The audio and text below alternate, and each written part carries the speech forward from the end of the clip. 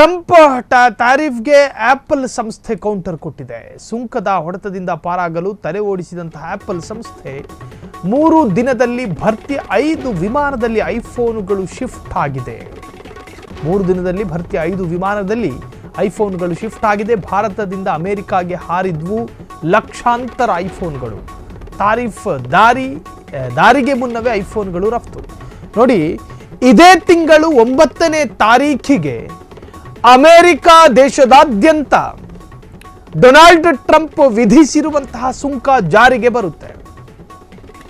Donald Trump ವಿಧಿಸಿರುವಂತಹ ಸುಂಕ ಜಾರಿಗೆ ಬರೋದು ಇದೇ ತಿಂಗಳು 9ನೇ ತಾರೀಖಿಗೆ. ಅಷ್ಟೊತ್ತಿಗದಾಗಲೇ ಭಾರತದಿಂದ ಅಮೆರಿಕಾಗೆ ರಫ್ತಾದದ್ದು ಐಫೋನ್ ಸಂಸ್ಥೆಯ ಮೊಬೈಲ್ಗಳು.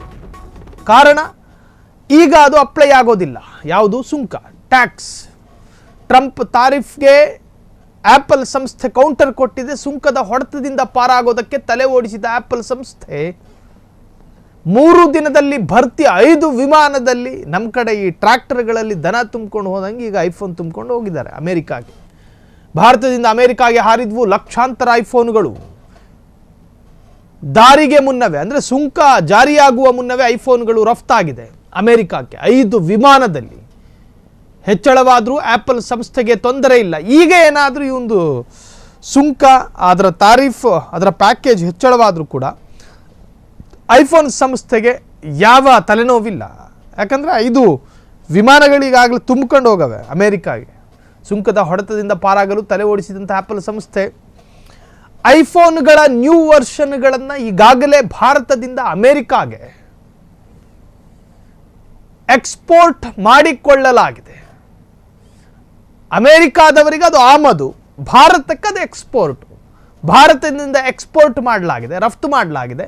ಅಮೆರಿಕ ಭಾರತದಿಂದ ಆಮದು ಮಾಡಿಕೊಂಡಿದೆ. ತಾರೀಫ್ ಜಾರಿಯಾದರೆ ಐಫೋನ್ ದರ 40% ಹೆಚ್ಚಳ ಸಾಧ್ಯತೆ ಇದೆ. 1 ಲಕ್ಷದ ಐಫೋನಿಗೆ 1,40,000 ಆಗೋ ಸಾಧ್ಯತೆ. 2 ಲಕ್ಷದ ಐಫೋನ್ಗಳಿದ್ರೆ 2,40,000.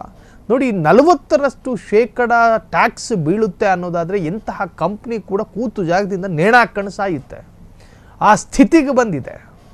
ಡೊನಾಲ್ಡ್ ಟ್ರಂಪ್ ಅವರ ಈ ಅಪ್ರಬುದ್ಧ ನಿರ್ಧಾರ ಮತ್ತು ಒಂದು ರೀತಿಯ ಹುಚ್ಚುತನದ ನಿರ್ಧಾರಕ್ಕೆ ಐಫೋನ್ ಸಂಸ್ಥೆ ಕೂಡ ತಲೆಕೆಡಿಸಿಕೊಂಡು ಭಾರತದಿಂದ 5